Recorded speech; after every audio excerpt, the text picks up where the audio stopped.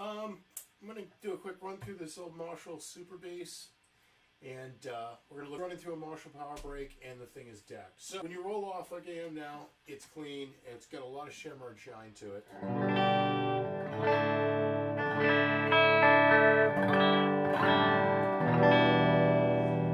And pull the volume up, tons of gain, really big fat sound that you'd expect.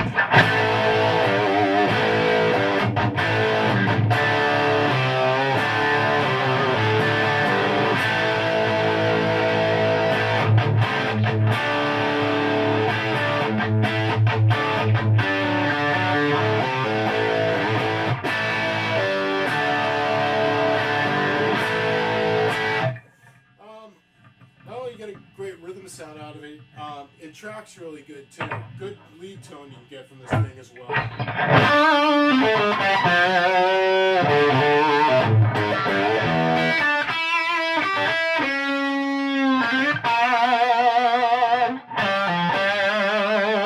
If you're into some of the more quick stuff, some of the 80s things where you need it to respond fast, it'll do it.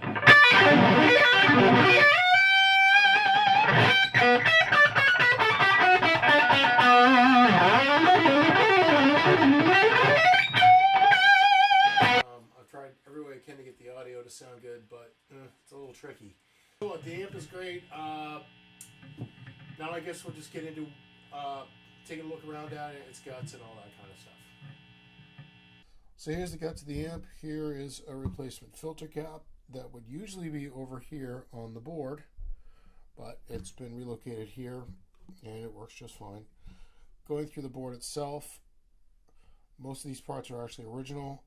This resistor is an 820 ohm fire, however you want to pronounce it. It's a vintage replacement, but it is the actual right resistor for what's supposed to be here. Going along, everything here is original until you get to this cap. That is actually a real mustard cap. It's just been replaced and it's fisheyed in. Now, as you get to the tone stack, this is a 500 picofarad silver mica cap. I wish it was the original, but trying to find a Lemco 560 is impossible for some reason. Going along, all this stuff remains intact in original parts. These are all Iskra resistors until you get to the phase inverter here. These are 1 watt 100K carbon films, and they're some sort of just a standard replacement of the day, but let me see. Other than that, the 47 picofarad here, that's a replacement capacitor that I put in, but that's a real Lemco. And down here, these are 200Ks as well, just like the one on the top. They're usually 250s. They are, they're replacements. I have no idea what happened to the original ones, but they work fine and they help to soften the sound of the amp. Going down through, more original stuff for the most part. In the bias system here, the resistors are pretty much the right stuff, except the caps have been replaced, and obviously this is a new pot. Original dailies here, these two caps, replacements, and obviously there was never an orange drop in there, but it's there, it's the right value, it doesn't affect tone. All of the diodes have been replaced in this amp. And here's two replacement caps as well. This is a mercury magnetics transformer. Now going down through here, everything on this part of the amp is pretty much original. On the back side, tube socket, the selection switch. Until you get to this, that's a replaced resistor, and so is the tube socket. From here on, though, the tube sockets are all original, and so are the wires. And the amp is pretty much correct. And go to the other side of the amp here. Original switches, light. These appear to be all the original potentiometers, and there's the mustard cap that's supposed to be there. It's original. So going down through, get the pink Marshall wire and all that stuff, And the only thing that I find off here is this isn't the original Marshall green wire, but it works just fine. So here's a walkthrough of the entire amp, inside and out.